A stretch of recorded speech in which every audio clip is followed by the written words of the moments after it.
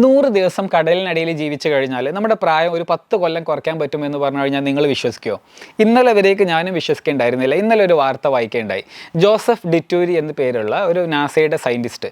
അദ്ദേഹം ചൊവ്വയിലേക്കുള്ള നാസയുടെ പര്യവേഷണമൊക്കെ ഉണ്ടല്ലോ, അതിൻ്റെ എക്സ്പെരിമെൻറ്റിലൊക്കെ ഉള്ള ആളാണ്. അപ്പോൾ അദ്ദേഹം കടലിനടിയിൽ ഏകദേശം 30 അടി താഴ്ചയിൽ ഒരു ബങ്കറിനകത്ത് 100 ദിവസം ജീവിച്ച് തിരിച്ചു വന്നപ്പോൾ അദ്ദേഹത്തിൻ്റെ ബയോളജിക്കൽ ഏജ് 10 കൊല്ലം കുറഞ്ഞത്രേ. അദ്ദേഹത്തിന് നിലവിൽ ക്രൊണോളജിക്കൽ ഏജ് 55 വയസ്സുണ്ട് അത്രേ. അതായത് നമ്മൾ ജനിച്ച വർഷം കണക്കാക്കിയിട്ടുള്ള പ്രായം പറയുമല്ലോ. അതേസമയം ബയോളജിക്കൽ ഏജ് ആദ്യം തന്നെ 44 വയസ്സാണ്. നന്നായിട്ട് വ്യായാമമൊക്കെ ചെയ്യുന്ന ആളാണ്, മുൻ നേവി ഓഫീസറാണ്. അപ്പോൾ ആ കാരണങ്ങൾ കൊണ്ട് അദ്ദേഹത്തിൻ്റെ ബോഡി ഏജ് ആദ്യം കുറവാണ്. ഞാനിത് മുൻപ് ക്രിസ്ത്യാനോ റൊണാൾഡോയുടെ ഒക്കെ വിഷയത്തിലൊക്കെ കേട്ടിട്ടുണ്ട്. അദ്ദേഹത്തിന് ഏതാണ്ട് 40 വയസ്സിനടുത്താണ് പ്രായം എന്നുണ്ടെങ്കിലും ബോഡി ഏജ് ഒരു 30-കാരൻ്റേതൊക്കെ ആണെന്നുള്ള വാർത്തയൊക്കെ വായിച്ചിട്ടുണ്ട്. അപ്പോൾ അതുപോലെ തന്നെ ഇദ്ദേഹത്തിൻ്റെ ബോഡി ഏജ് ഈ കടലിനടിയിൽ നിന്നും തിരിച്ചു വന്ന സമയത്ത് വീണ്ടും ടെസ്റ്റ് ചെയ്തപ്പോൾ അദ്ദേഹത്തിൻ്റെ കൊളസ്ട്രോൾ അങ്ങനെ മറ്റ് പല ഹെൽത്ത് മെട്രിക്സുകളൊക്കെ ചെക്ക് ചെയ്ത് കഴിഞ്ഞപ്പോൾ അതൊരു 34 വയസ്സുകാരൻ്റേതായിട്ടുള്ളത് മാറിയിട്ടുണ്ട് എന്നുള്ള വാർത്തയാണ് ഞാൻ കണ്ടത്. ഇതുമായി ബന്ധപ്പെട്ട് കുറച്ചൊരു നിരീക്ഷണങ്ങളൊക്കെ നടത്തിയപ്പോൾ മനസ്സിലായത് എന്താണെന്നറിയോ?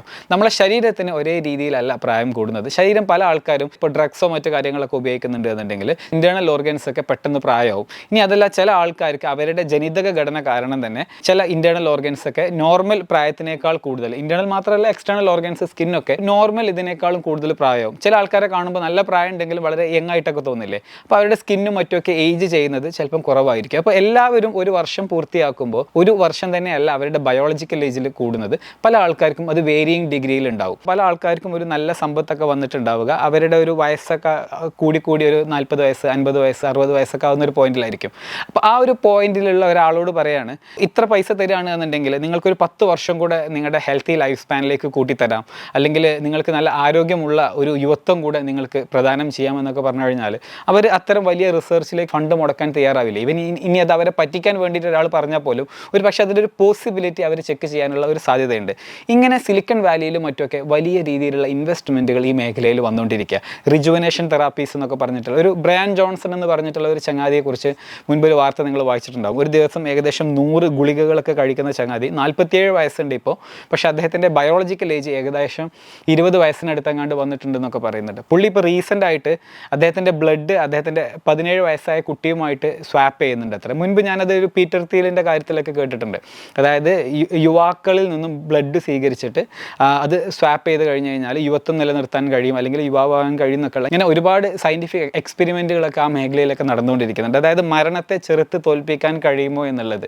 കാരണം ഒരുപാട് സമ്പത്തും മറ്റും ഒരുപാട് പൊളിറ്റിക്കൽ പവറും മറ്റുമൊക്കെ ഉണ്ടാക്കിയ ആൾക്കാർക്ക് പെട്ടെന്ന് ഒരു വിത്തൗട്ട് എ ഫൈറ്റ് ലോകത്തിന് വിട്ടുപോകാനൊക്കെ ചിലപ്പം പ്രയാസമായിരിക്കും.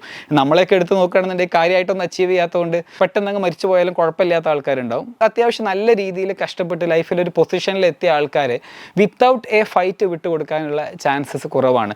സിലിക്കൺ വാലി ബില്യനേഴ്സ് അതുകൊണ്ട് തന്നെ ഈ മേഖലയിൽ വലിയ ഇൻവെസ്റ്റ്മെൻറ്റുകൾ ഇന്ന് നടത്തിക്കൊണ്ടിരിക്കുന്നുണ്ട് എന്നുള്ളതാണ് നമുക്ക് റിപ്പോർട്ടുകളും മറ്റുമൊക്കെ സൂചിപ്പിക്കുന്നത്. അതുകൊണ്ട് തന്നെ ഒരു ആൻറ്റി ഏജിങ്, റിജുവനേഷൻ, വെൽനെസ് ഈ മേഖലയിലൊക്കെ വലിയ ഇൻവെസ്റ്റ്മെൻറ്റുകൾ വന്നുകൊണ്ടിരിക്കുക.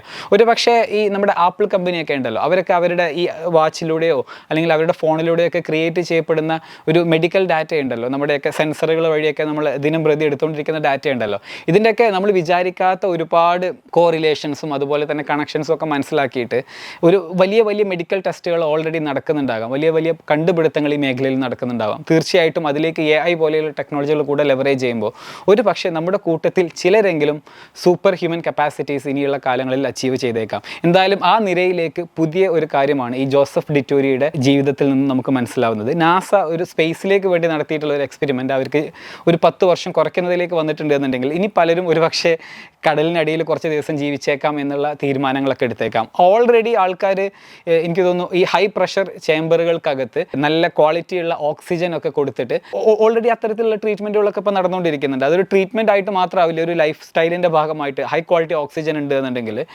ഹൈ പ്രഷർ എൻവയോൺമെൻറ്റിലാണ് എന്നുണ്ടെങ്കിൽ അത് ചെറുപ്പം നിലനിർത്താൻ സഹായിക്കും എന്നുള്ള പഠനങ്ങൾ ഓൾറെഡി നിലവിലുണ്ട്. കടലിനടിയിലും ഹൈ പ്രഷർ എൻവയോൺമെൻറ്റ് തന്നെയാണല്ലോ ഉള്ളത്.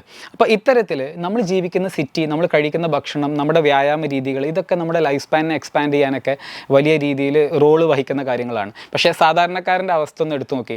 നമുക്കറിയാം, നമ്മൾ ഒരുപാട് സോഷ്യൽ മീഡിയ വഴി മറ്റൊക്കെ ഒരുപാട് ഇൻഫർമേഷൻ ഉണ്ട്. ജങ്ക് ഫുഡ് കഴിച്ചു കഴിഞ്ഞാൽ ഹെൽത്ത് മോശമാവും, വ്യായാമം ചെയ്യാതിരുന്നാൽ ഹെൽത്ത് മോശമാവും, ഡ്രഗ്സ് ഉപയോഗിച്ച് കഴിഞ്ഞാൽ ഹെൽത്ത് മോശമാവും. ഇങ്ങനത്തെ ഇൻഫർമേഷനൊക്കെ നമുക്ക് കിട്ടിയാൽ പോലും നമ്മുടെ ഒരു വൈരുദ്ധ്യം എന്താണെന്ന് വെച്ച് കഴിഞ്ഞാൽ എല്ലാവർക്കും നല്ല ഹെൽത്തി ലൈഫൊക്കെ വേണം എന്നാണ് ആഗ്രഹം എന്നുണ്ടെങ്കിലും നമ്മുടെ ചോയ്സുകൾ നമുക്ക് അത്തരം ഒരു ലൈഫിലേക്ക് നമ്മൾ ലീഡ് ചെയ്തോളണം എന്നില്ല.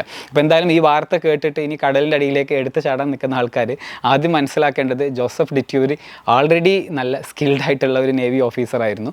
അപ്പോൾ അദ്ദേഹത്തിന് അതിൻ്റേതായിട്ടുള്ള അഡ്വാൻറ്റേജുകൾ ഉണ്ടാവും. നമ്മളെ സംബന്ധിച്ചിടത്തോളം നമുക്ക് അതിൻ്റെ ഒരു ഡിഫറെൻറ്റ് അപ്രോച്ചുകളായിരിക്കും നന്നാവുക. എന്തായാലും ഈ മേഖലയിൽ ശാസ്ത്രലോകം വളരെ അധികം പുരോഗമിച്ചിട്ടുണ്ട്, ഇനിയും പുരോഗമിക്കും എന്നുള്ള കാര്യം നമുക്ക് പ്രതീക്ഷിക്കാം.